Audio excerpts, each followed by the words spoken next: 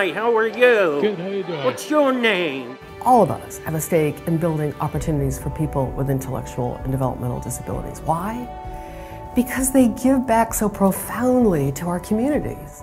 They enrich our communities. Our communities are defined by our diversity, and diversity includes disability. When you come across an individual with a developmental or intellectual disability in the grocery store, at the Y, on the job site, people don't understand how many people might be behind that individual's successful integration in the community. People don't understand how complex it is to support people in community in a very real, integrated manner. In as much as organizations have been successful in helping people get included and supported in their communities, they've become invisible.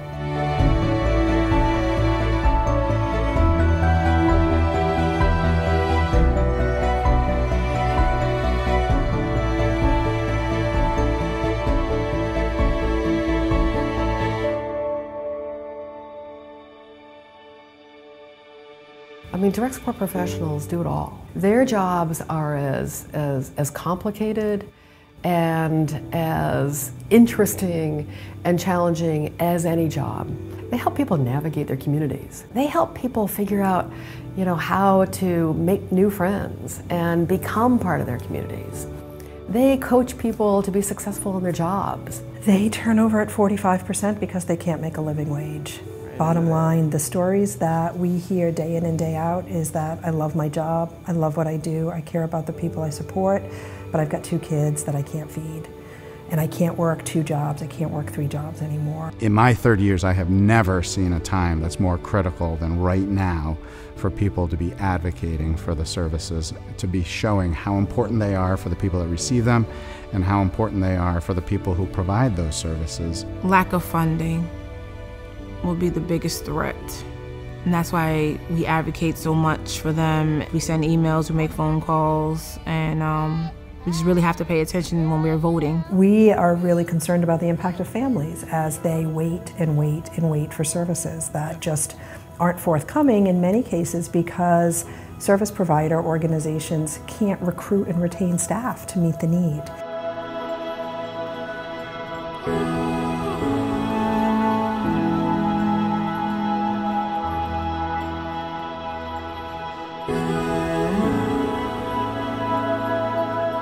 I feel like the vehicle of the Included, Supported, Empowered campaign is a step in the right direction. I think we need to raise the national conversation about the role of community-based support. What we're trying to do with this campaign is to capture the stories of people who were very successful, and these are very deeply personal stories, but once you tell them in a way that is engaging and meaningful and packed with feeling, you end up with people in the general community that can see the videos or hear the audio or can meet with the person who's making the speech, to understand and engage with them in a different way. Every single time an elected official comes into our programs, anywhere, they go, oh my God, I didn't realize that this is what was happening or that's what was happening.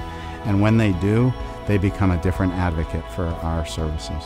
We are making an impact not just for people who are differently abled, but for people in community. So included means that they are able to be engaged citizens in their community, wherever that might be. We need to be working with our local communities and particularly with decision makers and legislators to understand that the individual is successful because of the support they're receiving.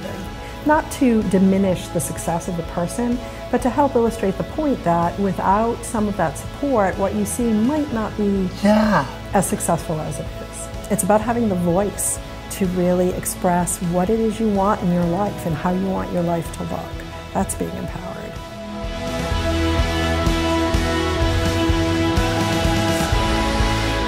Everybody has a chance to become involved, whether it's an individual gift, a personal gift, but we also have, I feel like, very doable goals. But another great way to get involved is to be able to donate some of the media that's out there. There's some great stories that we don't know about. We need to know those. So we just ask people, give us your stories. Give us your high quality video. Give us your high quality photographs. Tell us the story behind those videos and those photographs. We as a society have only begun to realize the depth and the richness of the contributions that people with intellectual and developmental disabilities and autism can make to all of us, to our society. And that's what community providers do.